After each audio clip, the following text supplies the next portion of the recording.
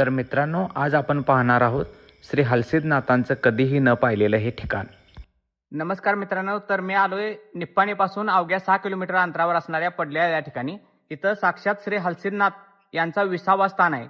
आता इथं पुजारी आहेत, त्यांच्याकडून जाणून घेऊया इथं हलसिद्धनाथांचं स्थान नेमकं कसं निर्माण झालं, काय काय ह्याच्या मागचा इतिहास आहे.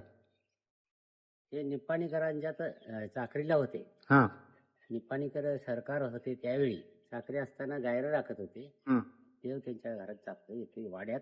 हं. असं असताना ते गुरे म्हणजे गायरं घेऊन इथं पण येत होते. हां, या ठिकाणाला येत होतं. हां. त्यांना येत होते. हां. गुरे चारत चारत इथं पाणी असायचं या तळ्यामध्ये. हं. त्यावेळी त्या तळ्यात गायरं म्हणजे पाण्यात बसायचे.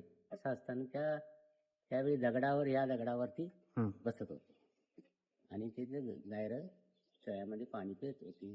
हं. म्हणजे त्यांचं बसण्याचं ठिकाण इथं आहे. इथं यात्रा दिन काय भरते काय कधी? भरत्या विशाळी आमुष्याला प्रत्येक विसाळीच्या अमावस्येला इथं यात्रा भरत्या. 1000 ते 2000 लोकांचा महाप्रसाद इथं प्रत्येक वर्षी केला जातो.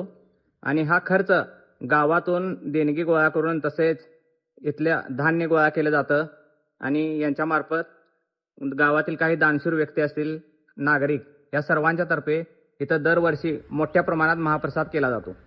तर मित्रांनो, वेळात वेळ काढून एकदा या ठिकाणाला एक वेळ अवश्य भेट द्या, कारण इथं मिळतं मनाला समाधान. यासारखं निसर्गरम्य ठिकाण आजवर कधीच बघितलेलं नाही असं म्हटलं तरी हरकत नाही. तर तुम्हाला हा व्लॉग कसा वाटला हे कमेंटमध्ये सांगायला विसरू नका आणि अशाच व्लॉगसाठी फॉलो करायला विसरू नका. धन्यवाद.